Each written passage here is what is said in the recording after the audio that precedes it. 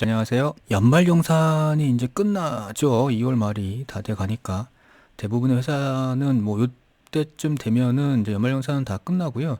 그리고 이제 2월 말이나 3월 초에 급여일에 맞춰가지고 정산분을 뭐 환급을 해주거나 아니면 뭐 추가 징수하거나 뭐 이렇게 진행이 되겠죠. 그래서 이제 요맘때 되면은 대부분 연말정산은 끝나고 결과는 다 아시게 될 겁니다.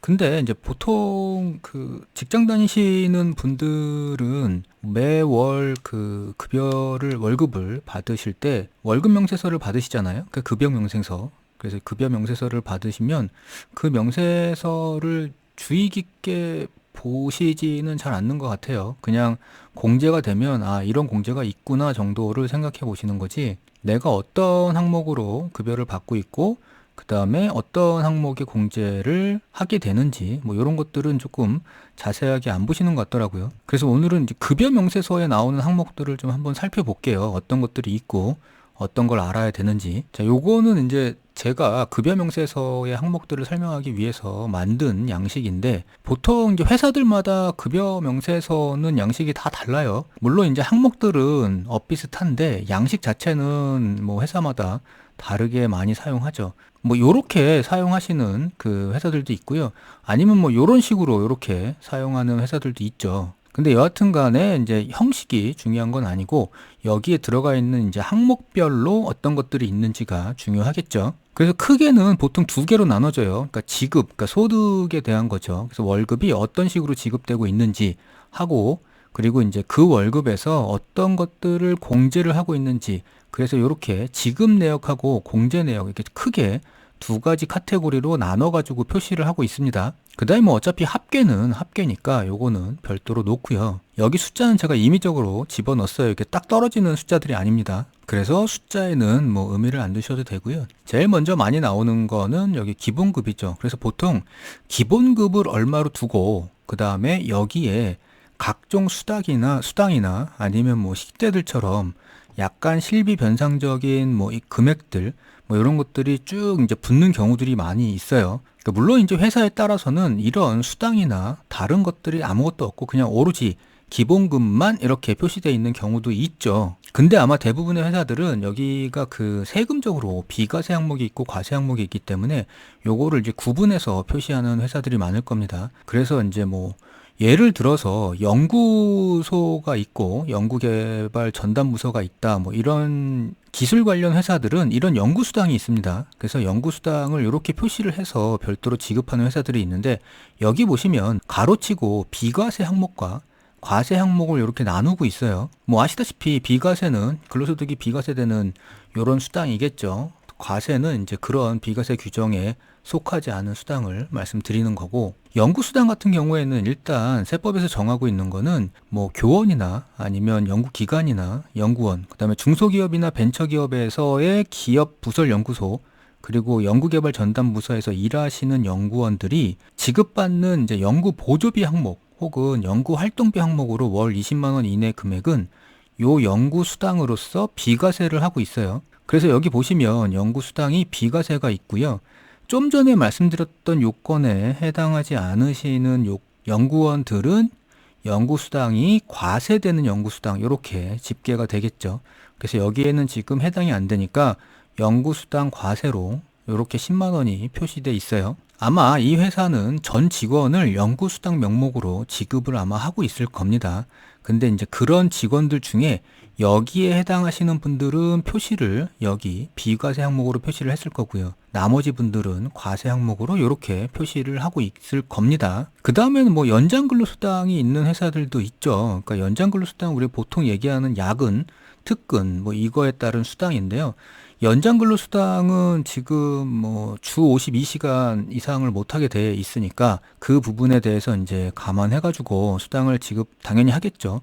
그리고 이제 야근이나 아니면 특근, 그러니까 공휴일, 주말 이렇게 일을 하게 되면 뭐 1.5배가 됐던 2배가 됐던 이렇게 지급하는 회사들이 있을 거고요. 이거를 뭐 일주일에 12시간 책정해가지고 정액으로 아예 연봉에 포함시켜서 지급하는 회사가 있고요. 그렇지 않고 그 이상 되는 시간에 대해서 근로는 이렇게 추가적으로 표시해가지고 지급하는 회사들이 있을 겁니다. 그 다음에 이제 그 급여명세서에서 가장 많이 나오는 게 식대죠. 그러니까 식대가 이렇게 표시가 되어 있는데 이것도 역시 비과세, 과세 이렇게 별도로 구분을 하고 있어요. 그러니까 식대 같은 경우에는 일단 월 20만 원 이내 금액 바뀌었죠. 얼마 전에. 그래서 월 20만 원 이내 금액은 식대가 비과세로 보고 있습니다. 근데 요 경우에도 회사가 식사를 별도로 제공하는 경우가 있어요.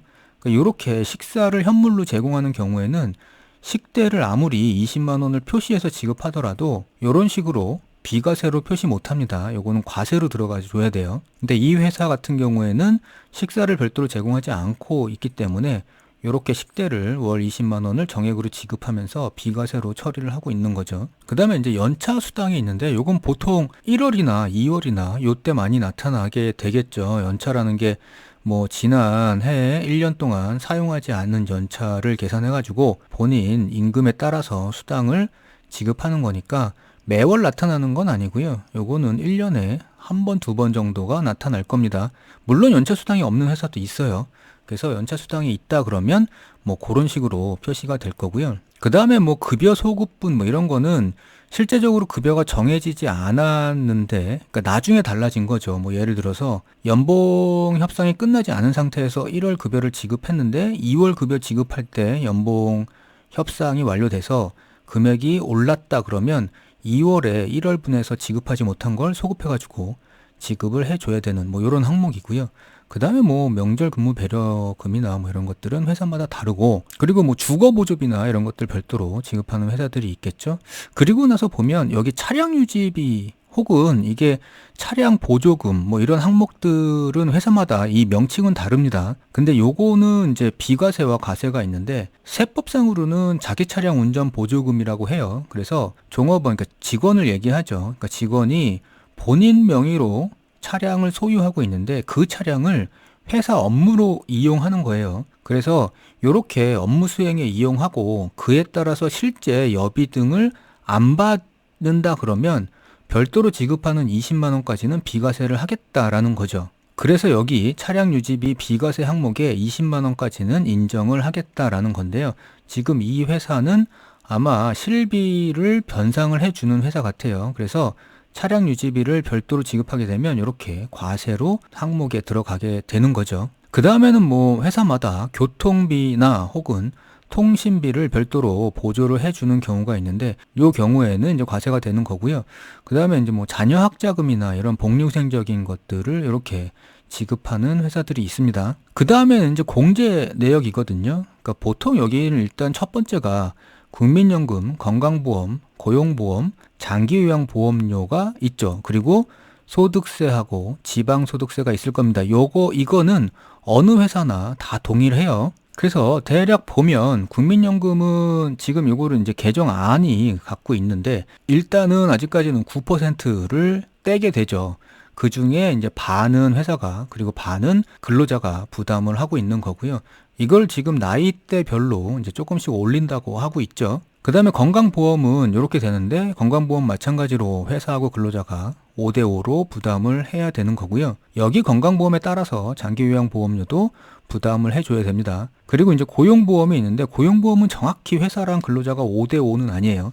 그러니까 이 고용보험의 금액은 이렇게 목적에 따라서 실업급여 목적으로 얼마, 그 다음에 고용안전 목적으로 얼마 이렇게 별도로 분리를 하고 있거든요. 그래서 이쪽에서는 5대5, 그 다음에 뭐 이쪽은 회사가 전액 부담 뭐 이런 거에 있어서 정확히 5대5는 아닌데 여하튼 간에 일부는 근로자가, 일부는 회사가 부담을 하고 있다라는 거고요. 보시면 국민연금, 건강보험, 고용보험 이렇게 세 개만 나와요. 그러니까 장기요양보험료는 어차피 건강보험에 포함되는 거니까.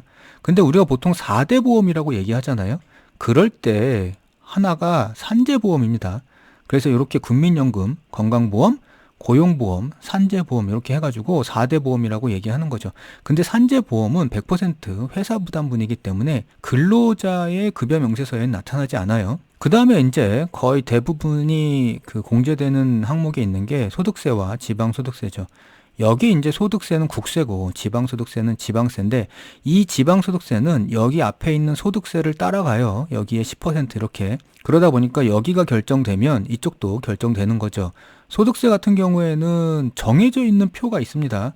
그래서 요런 근로소득 간이세액표라는 게 있어요. 그래서 여기에 보시면 공제 대상 가족의 수에 따라서 급여를 얼마에 받는지에 따라서 이렇게 왼쪽 열 그리고 오른쪽 행에 따라 가지고 여기에 맞는 금액을 공제하게 되는 거죠. 예를 들어서 뭐 314만 원을 받고 있는 이 근로자가 공제 대상 가족의 수가 2명이다. 그러면 여기 68,830원을 급여에서 공제를 하게 되는 겁니다. 그러다 보니까 월 급여액이 높을수록 그리고 공제 대상 가족의 수가 적을수록 공제하는 소득세가 이제 많아지게 되겠죠. 그래서 이렇게 매월 여기서 공제돼서 원천 징수되고 있는 이 금액을 12개월 동안 합했다가 마지막에 이제 재정산을 하게 되죠. 1년 동안 벌어들인 금액에 대해서. 그래서 이렇게 떼어놨던 세금이 많으면 환급을 받는 거고요. 적었다 그러면 더 내게 되는 게 우리가 보통 얘기하는 연말정산이 됩니다. 그 다음에는 뭐 회사에 따라서 상조회비나 아니면 뭐 동호회비를 급여에서 공제하는 경우가 있죠. 그리고 뭐 주차비 공제나 뭐 이런 것들이 있어요. 그 다음에 여기 보시면 건강보험 정산분, 그 다음에 뭐 국민연금 정산분, 이렇게 정산분이라는 게 나오거든요. 그러니까 이거는 그러니까 1년에 한 번씩 지난해 전체 소득, 그러니까 이런 건강보험이나 고용보험, 국민연금은 지난해 소득에서 이미 정해져 가지고 1년 동안 떼게 됩니다. 근데 올해 소득이 달라지면 이것도 당연히 정산을 해야 되겠죠. 그래서 1년에 한 번씩 건강보험이나 국민연금 이렇게 정산을 하게 되는데, 그런 정산분을 추가하게 된다 그러면 여기서 공제를 별도로 하게 되는 거죠. 혹은 회사를 퇴사한다 그러면 그때도 4대 보험 정산분이 나올 수 있어요. 그 다음에 이제 또 정산이 나오는 게 소득세, 그 다음에 지방소득세 연말정산 이 정산분이 나오거든요. 그러니까 뭐 2월 달이 됐다 아니면 3월 초에 급여일이 있다 그러면 3월 초에 그 연말정산이 끝나고 난 다음에 환급이 있다 그러면 여기에 이제 마이너스가 표시가 될 거고요. 그리고 뭐 추가 징수가 있다 그러면 여기에서 이제 플러스로 표시가 되겠죠. 혹은 여기 보시는 것처럼 퇴사 시에 소득세 정산도 있습니다. 그래서 퇴사할 때도 마찬가지로 연말정산처럼 정산을 한번 새로 한 다음에 그동안에 원천 징수했던 여기 소득세들을 합해 놓고 뭐 적었다 그러면 뭐 환급이 될 수도 있고요. 많았다 그러면 추가 징수가 될 수도 있는, 뭐 그래서 퇴사할 때 여기에 정산 표시가 될 수도 있습니다. 자, 이렇게 해가지고 급여명세서 우리 보통 월급 받고 받게 되는데, 그 급여명세서의 항목들을 궁금해 하시는 분들도 계셔가지고 잠깐 설명을 좀 드려봤어요.